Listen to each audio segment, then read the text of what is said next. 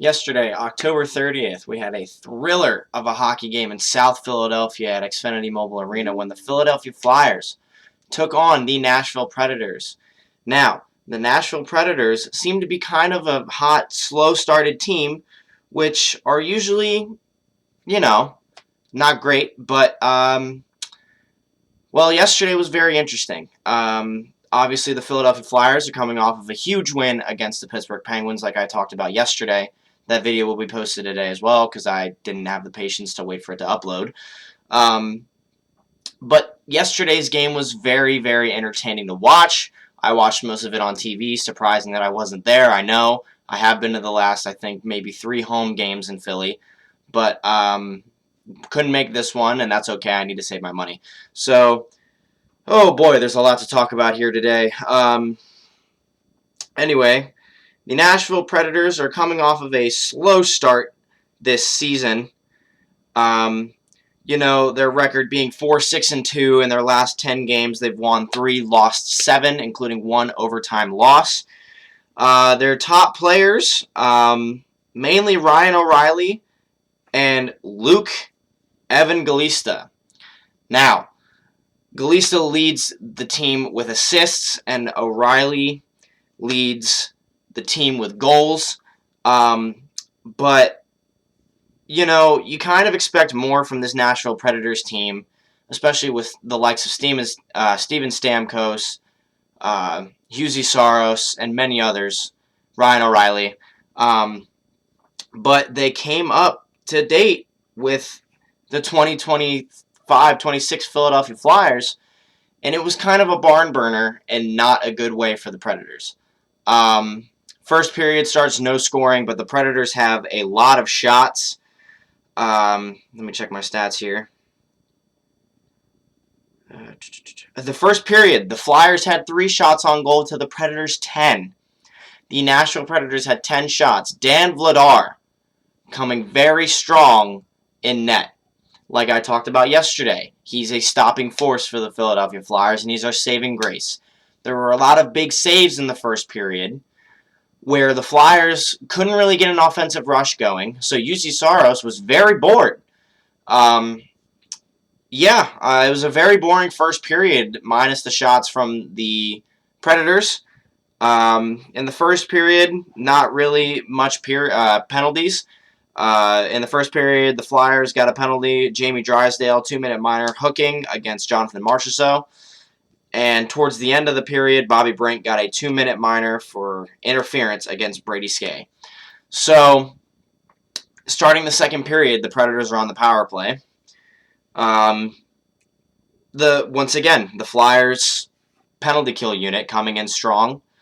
Probably the best in the league now. I think they moved up. I think they had a graphic on the television where they moved up to 6th in the league.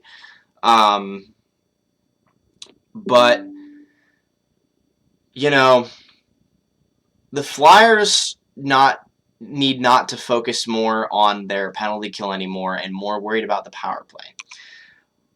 Which brings us to my next conversation. Trevor Zegras. Matvei Michkov takes it into the offensive zone in the second period. Fights it, gets it to Trevor Zegras from the top of the hash marks, fires it, goes into the back of the net. Beautiful goal, beautiful snipe. Gets his 3rd goal as a Philadelphia Flyer, and gives the Flyers the lead 1-0. Now, it was a busy second period for the scoring sheet. Trevor Zegras getting that goal with assists from Matvei Michkov and Owen Tippett, and then Jamie Drysdale getting himself on the score sheet for the first time in 2025 and the 26th season. He gets the goal from assists of Matvei Michkov and Trevor Zegras. Now, like I said yesterday, Matvei Michkov, who's waiting for that first goal of the season, waiting for him to, get fired up and get started and seem like he was the player that he was last year. This might be the breakout opportunity. He's 2 assists in this game already. One was a beautiful pass to a striding Zegras into the middle of the slot. And then he sets up Jamie Drysdale for his first goal of the season. And funny enough, both of the Anaheim Ducks players that we've traded for are both on the score sheet tonight. No Flyer goal so far. Well, no original Flyer goal so far. Matthew Wood gets his first goal in the NHL for the Predators, and it was kind of unlucky. Comes into the slot, wrist shots it, doesn't really leave the ice. Sealer tries to do the block with his stick, and it goes up and right over Vladar's shoulder. If that honestly didn't happen, I think Vladar would have gotten the shutout. He had a great game last night, and it was very entertaining to watch him play in net. I wish I could have been there in person, but you know, he is probably the Flyers' goaltending saving grace, coming from Calgary, I believe it was. If I could be mistaken, feel free to fact check me. That's fine. But he comes into Philadelphia and stands tall on his ground, not letting in 2 or more goals for every game that he's played. He's only let in 2. He's never let in 3 or 4, just 2. And he only lets in 1 last night. And he played a hell of a game. Going back to the scoring sheet side of things, more not the goaltending side. The Flyer, pretty boring rest of the second period. More shots for the Predators than the Flyers again. The shots for the second period were 14-8 in favor of the Predators, not flavor. I don't know what I'm talking about. So flash forward to the third period. The third period, the Flyers are going on the Pico power play. And it is a very short power play. As Noah Cates wins the faceoff to Cam York. Cam York slides it to Trevor Zegras.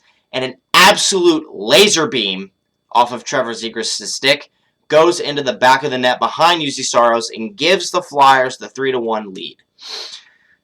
And this makes me happy, not only because the Flyers have a power play goal, but because Trevor Zegras is finally showing himself what he's capable of. And, being injury-ridden in Anaheim and coming to Philadelphia, and he said in an interview, when you come into Philadelphia, a sports town, you don't want to embarrass yourself.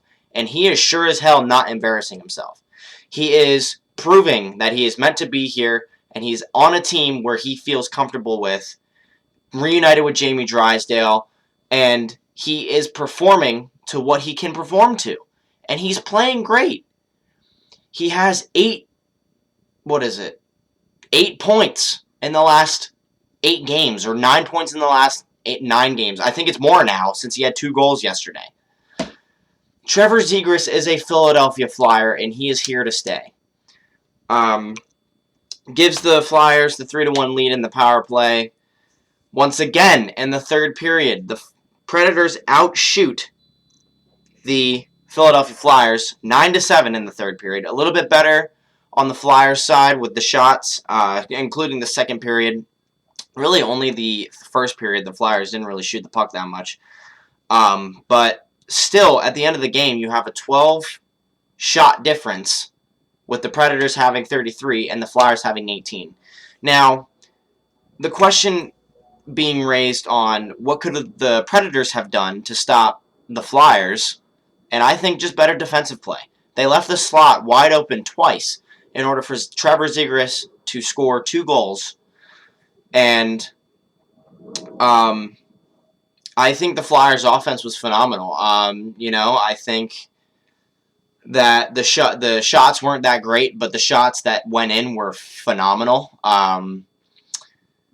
The defense was pretty good. The goaltending was astonishing, mainly on Dan Vladar's part, because Dan Vladar stopping, 32 shots, and the Flyers' defense not really helping him out. That says something about you as a goaltender. So, not impressed with how the defense is doing so far. Cam York really needs to step up his game. Travis Sanheim is the only one that I've seen doing very well on the defensive side of the puck. Yegor Zamula and Emil Andre coming up from the Lehigh Valley Phantoms tonight or yesterday.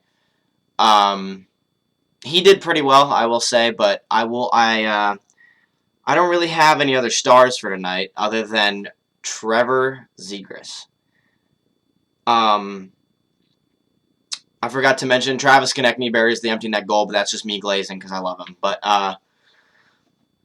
Trevor Zegras is my #1 star for yesterday's game. With a hurt Sean Couturier, I forgot to mention that earlier in the video.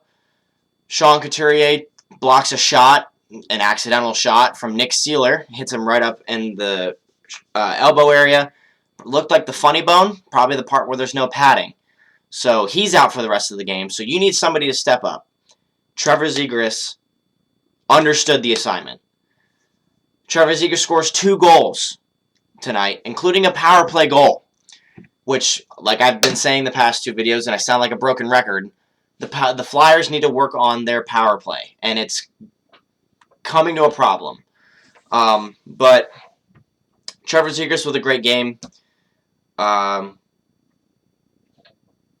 They were 100% on the power play, which is great. Not very many penalty minutes. Didn't seem like a very aggressive game.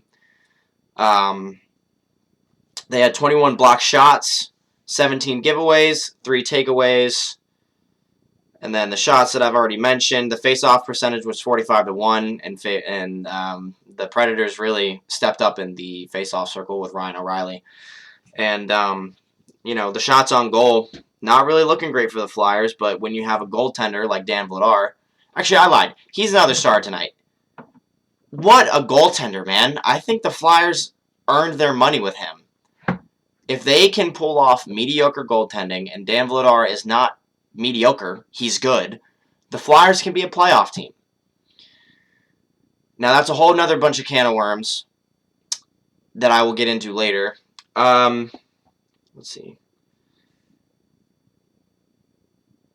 Yeah, I mean, I really have nothing else to talk about. Great game on the Flyers half. Moved them up in the points. Now they're first in the wild card. Not great, but you can work from there. So, yeah, there's a game tomorrow, Xfinity Mobile Arena, 7 o'clock against the Toronto Maple Leafs. I'll probably be watching that, and then I'll probably fill you guys in on what I think happened and what I think the Flyers can do to become a better hockey team. Thanks for watching. End the fucking video.